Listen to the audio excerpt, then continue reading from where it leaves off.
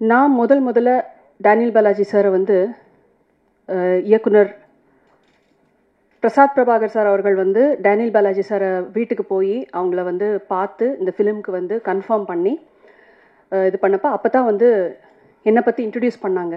So நான் வந்து அவருக்கு as a part of the movie making அவருக்கு நன்றி சொல்கிறதுக்காக, சார் எங்கள் படத்தில் நடிக்கிறதுக்கு நீங்கள் சம்மதிச்சதுக்கு உங்களுக்கு எங்களுடைய மனமார்ந்த நன்றி அப்படின்னு அந்த நன்றி சொல்கிறதுக்காக வீடியோ காலில் வந்துட்டு அவரை சந்திக்கக்கூடிய ஒரு தருணம் தான் எனக்கு கிடைச்சிது. இப்போ வீடியோ காலில் உங்களை நீங்கள் பாடுறீங்க, உங்களை பார்த்துருக்கேன் நான், எனக்கு உங்கள் பாட்டெலாம் நான் நிறைய கேட்டிருக்கேன், ரொம்ப சந்தோஷம் சார். சரி இவ்வளோ பாடுறீங்க, நான் கேட்குற பாட்டு உங்களால் பாட முடியுமா அப்படின்னாரு. சார் கண்டிப்பாக சொல்லுங்கள் சார், தெரிஞ்சால் கண்டிப்பாக இப்போவே பாடுறேன் சார் அப்படின்னு. அவர் முதல்ல என்கிட்ட கேட்டது, நம்ம தண்ணீர் படத்தில் வர எம்எஸ்வி சார் அவர்கள் இசையமைத்த சுசிலாமா அவர்கள் பாடிய கண்ணான பூமகனே கண்ணுரங்கு சூரியனே அப்படிங்கிற பாட்டு உங்களுக்கு தெரியுமான்னு கேட்டார். ஆக்சுவலாக அந்த பாட்டு வந்து நான் நிறைய கேட்டு வளர்ந்துருக்கேன், ஆனால் பாட்டு வந்து எனக்கு பாடம் இல்லை, பாடுறதுக்கு எனக்கு பாடம் இல்லை. நான் சொன்னேன், சார் மன்னிக்கணும், நீங்கள் ரொம்ப ஒரு அழகான பாட்டு கேட்டிருக்கீங்க, ஆனால் வந்து இந்த பாட்டை நான் கற்றுக்கிட்டு ப்ராக்டிஸ் பண்ணிவிட்டு உங்களுக்கு கண்டிப்பாக நான் வந்து நேர்லேயே வந்து உங்களுக்கு நான் பாடி காமிக்கிறேன் அப்படின்னு சொன்னேன். அப்படியா, சரி வேற ஒரு பாட்டு சொல்கிறேன், அது பாட முடியுமா அப்படின்னாரு. என்ன பாட்டு சார் சொல்லுங்கள். சிங்கார வேலனே தேவா பாட தெரியுமான்னு கேட்டார். அது நல்லா தெரியும் சார் சொல்லிட்டு உடனே வீடியோ காலில் வந்துட்டு நான் சிங்கார வேலனே தேவா பாடினேன். பாடி முடிச்சு அவருக்கு ரொம்ப சந்தோஷமாக இருந்தது. அதாவது நான் அவருடைய பேக்ரவுண்டில் என்ன, அவர் எப்பேற்பட்ட ஒரு நடிகர், திறமைசாலி, அதில் எந்த ஒரு மாற்று கருத்துமே கிடையாது, பயங்கரமான திறமைசாலி. சினிமா நுணுக்கங்களை பற்றியும் நடிப்பு திறன்களை பற்றியும் ஸ்க்ரீன் ஸ்பேஸை எப்படி வந்துட்டு, ஏன்னா பாலாஜி சார் வந்து ஒரு ஸ்க்ரீனில் வராருனாவே கம்ப்ளீட்டாக கேப்சர் பண்ணிடுவார். அது அது அது நெகட்டிவிட்டி ரோலாக இருக்கட்டும் எதுவாக இருக்கட்டும், மோஸ்ட்லி அவர் நடித்ததெல்லாம் வில்லன் கேரக்டர்ஸ் தான். அந்த வந்தாலே நான் அந்த கண்ணுக்கு அவ்வளோ பவர் இருக்குது. அதுதான் முக்கியமாக சொல்லுவாங்க, ஒரு நடிகருக்கு வந்து கண்ணு பேசணும் அப்படின்னு சொல்லுவாங்க, நான் பெரியவங்க சொல்லி கேள்விப்பட்டிருக்கேன். அந்த மாதிரி அந்த பாட்டு அவர் பின்னாடி இருக்கிற அவர் உட்காந்துட்டு இருந்த ரூமில் ரொம்ப சிம்பிளாக இருந்தது. நான் வந்து பிரசாத் சார்ட்ட கேட்டேன், என்னங்க இவர் இவ்வளோ பெரிய நடிகர், என்ன ரொம்ப சாதாரணமாக ஒரு கைத்துக்கட்டில் சிம்பிளாக அவர் பாட்டுக்கு சிம்பிளாக இருக்கார். நம்ம அவர் இருக்கிற இடமும் அப்படி தான் இருக்குது, அவர் வாழ்ந்துட்டு இருக்கிற வாழ்க்கையும் அப்படி தான் இருக்குது. ஏன்னா யதார்த்தமான ஒரு வாழ்க்கை. ஏன்னா ஸ்க்ரீனில் எல்லாரும் பெரிய ஸ்டால்வாட்ஸாக இருக்கலாம், திறமைசாலிகளாக இருக்கலாம், ஆனால் நிஜ வாழ்க்கையில் எல்லாருமே வந்துட்டு அவங்கவுங்க அம்மா அப்பாவுக்கு பிள்ளை, கணவருக்கு மனைவி, மனைவிக்கு கணவன், பிள்ளைங்களுக்கு தாய் தகப்பன், இவ்வளோதான் ஒரு குடும்பம், ஒரு ஹியூமன் பீயினோட லைஃபே ரிவால்வ் ஆகிறது இவ்வளோக்குள்ளே தான். எனக்கு ரொம்ப ஆச்சரியமாக இருந்தது அவருடைய சிம்பிளிசிட்டி. அப்புறம் இந்த பாட்டை வந்துட்டு செய்ய முன்னாடி கேட்டாரே, ஒரு இவ்வளோ நம்மெல்லாம் பார்த்து ரொம்ப மெச்சி ரொம்ப சந்தோஷப்பட்ட ஒரு நல்ல ஒரு ஆர்டிஸ்ட் வந்து நம்ம படத்தில் வேறு நடிக்கிறாங்க பாலாஜி சார். அவர் கேட்டு இந்த பாட்டை கற்றுக்கிட்டு பாடணும்னு சொல்லி ஒரு ஃபியூ டேஸில் வந்து அந்த பாட்டை உட்காந்து படித்து நோட்ஸ் எடுத்து நான் வந்து வாய்ஸ் நோட்டாக அனுப்பினேன். ஏன்னா அவரை பார்க்கக்கூடிய சந்தர்ப்பம் கிடைக்கல, அதனால இது வந்து எக்ஸ்டெண்ட் ஆகக்கூடாது, ஒரு ஆசையாக கேட்டார் அப்படின்னு சொல்லிட்டு அதை வாய்ஸ் நோட்டாக நான் அனுப்பினேன். பிரசாத் சார் வந்து பாலாஜி சாருக்கு அனுப்பியிருப்பார்னு நினைக்கிறேன். அந்த பாட்டை ஒரு சில காரணங்களுக்காக நான் அந்த பாட்டை இப்போ பாட விரும்புகிறேன். ஏன்னா அந்த பாடல் வரிகள் என்ன சொல்கிறதுனா, இன்றைக்கி இருக்கிற தேதிக்கு அந்த மறைந்த அந்த ஆத்மாவுக்கு அது ரொம்பவே வந்து பொருந்தும். அதனால் வந்து வித் யுவர் பெர்மிஷன் அந்த பாடலை ஜஸ்ட் நான் மாத்திரம் தான் பாட போகிறேன், நோ இன்ஸ்ட்ருமெண்ட் நத்திங். பாடலாமா? கேட்குறீங்களா? மைக் கொடுங்க, ஐபேட் கொடுப்பா.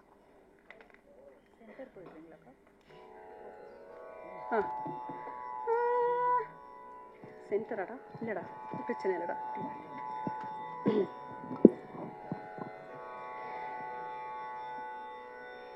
இந்த பாட்டை இப்படி ஒரு தருணத்தில் உங்கள் முன்னாடி நான் பாடுறதுக்கு இப்படி ஒரு வாய்ப்பு வரும்னு நான் எதிர்பார்க்கல. இது சந்தோஷப்படுறதா இல்லை வருத்தப்படுறதான்னு எனக்கு தெரியல. இல்லைடா, இது நான் பாடுறதுக்குடா. இது போதும், பிரச்சனை.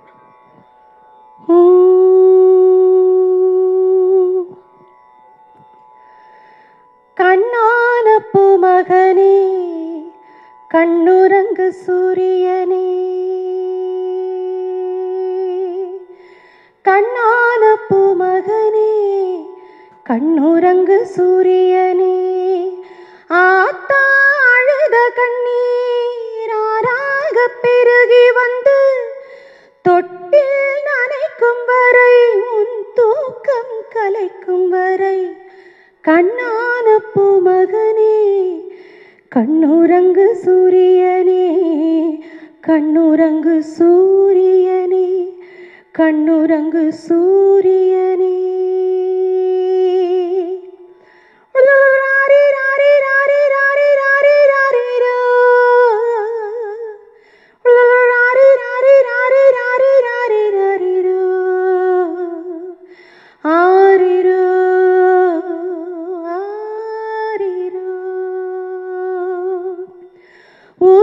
ஊத்துமல தண்ணீரே ஏ உள்ளங்கை சக்கரையே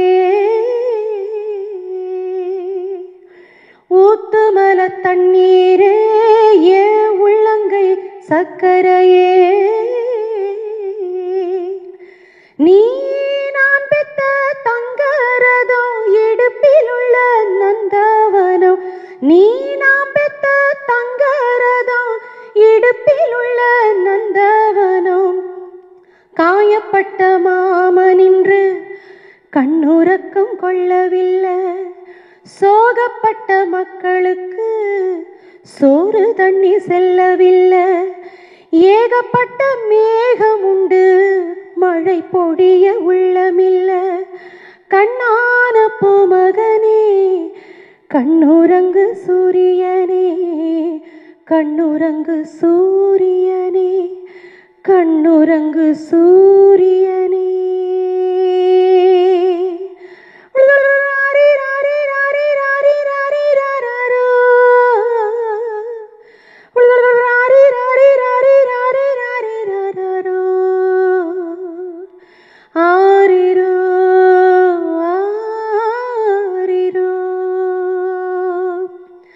கால் முளைச்ச மல்லிகையே நான் கண்டெடுத்த ரோசாவே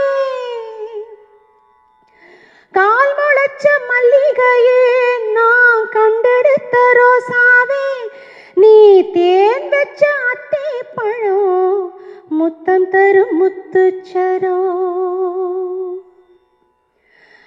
தண்ணி தந்த மேகமின்று இரத்த துளி சிந்துதடா காத்திருந்த பானைக்குள்ளே கண்ணீர் துளி பொங்குதடா வீட்டு விளக்கெறிவதற்கு கண்ணீர் என்ன இல்லையடா கண்ணான பூமகனே கண்ணுறங்கு சூரியனே ஆத்தா அழுத கண்ணீர் ஆறாக பெருகி வந்து தொட்டில் நனைக்கும் வரை உன் தூக்கம் கலைக்கும் வரை கண்ணான பூமகனே கண்ணுறங்கு சூரியனே கண்ணுறங்கு சூரியனே ஆரிராரிராரிரோ ஆரிராரிரா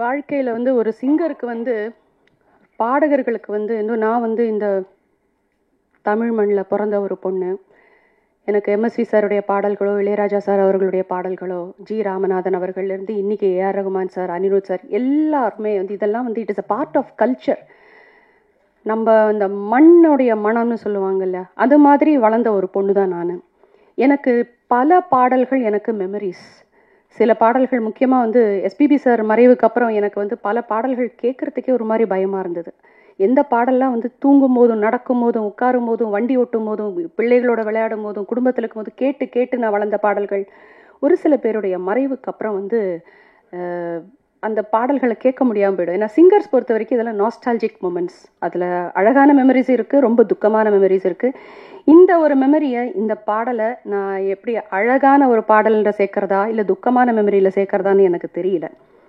எனிவேஸ் எனக்கு வந்து இவருடைய மறைவு any artist for that any ஒரு நல்ல ஒரு கலைஞன் மக்களுடைய மனதில் இடம்பெற்ற கலைஞர்கள் அவங்க வில்லனா நடிக்கிறாங்க ஹீரோங்க நடிக்கிறாங்கங்கிறது முக்கியம் இல்லை நடிப்பு துறையில் எப்படி அவங்களுடைய நடிப்பை நடிச்சிருக்காங்க அவங்களுடைய தொழிலை எப்படி நல்லா பண்ணியிருக்காங்க அது பாடகராக இருக்கட்டும் நடிகராக இருக்கட்டும் இயக்குனராக இருக்கட்டும் பாடல் ஆசிரியராக இருக்கட்டும் யாராக இருக்கட்டும் அந்த மாதிரி மக்கள் மனசில் இடம்பெற்று இருக்கக்கூடிய ஒரு நடிகர் தான் டேனியல் பாலாஜி சார் எனக்கு ஆக்சுவலாக அவர்கிட்ட வந்துட்டு அந்த வீடியோ காலில் நான் பேசினப்போ கூட அவர் ரொம்ப ஜாஸ்தி சிரிக்கல அவர் ரொம்ப கம்மி தான் எனக்கு சிரிச்சது இன்ஃபேக்ட் அவருடைய ஃபோட்டோ வந்துட்டு கேட்டது கூட அவர் சிரிச்சு இவ்வளோ அருமையாக முழுசாக நல்லா சிரித்த ஒரு ஃபோட்டோ அந்த ஃபோட்டோ தான் எங்களுக்கு வேணும்னு சொல்லி அவங்க குடும்பத்தினர்கிட்ட இருந்து கேட்டு நாங்கள் வாங்கினோம் ரொம்ப ஒரு காமான ஒரு பர்சன் ஷோபனா ஆல்ரெடி சொன்ன மாதிரி ஆனால் பார்த்தா டெரராக இருக்கும் ஷூட்டிங் ஸ்பாட்டில் கூட வந்து எனக்கு அவர்கிட்ட பேசலாமா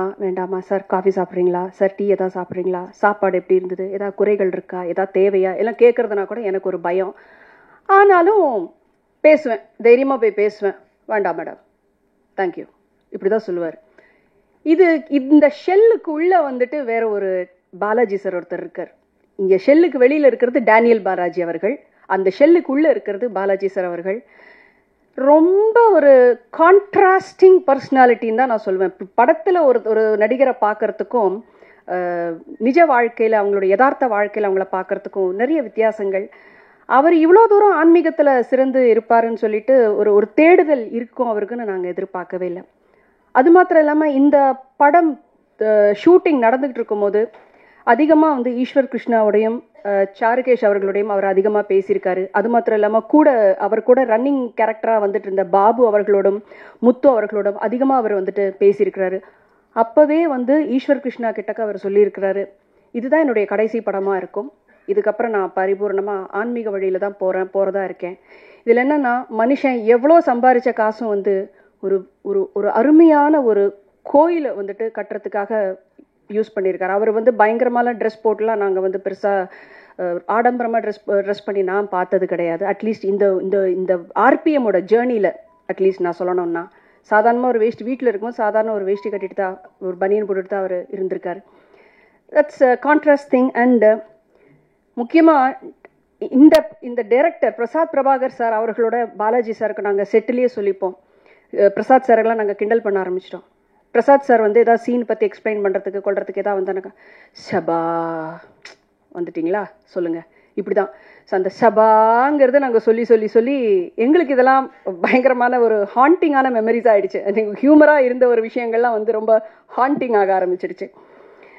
ரக்தூல் அங்காள பரமேஸ்வரி அம்மன் கோவில் தான் அவர் ஆவடியில் வந்து கட்டியிருக்கிற கோவில். ரொம்ப அழகான கோவில். உங்களுக்கு கோவில் போகிற பழக்கம் இருக்கிறவங்களுக்கு கண்டிப்பாக ஒரு தடவை போய் விசிட் பண்ணுங்கள்.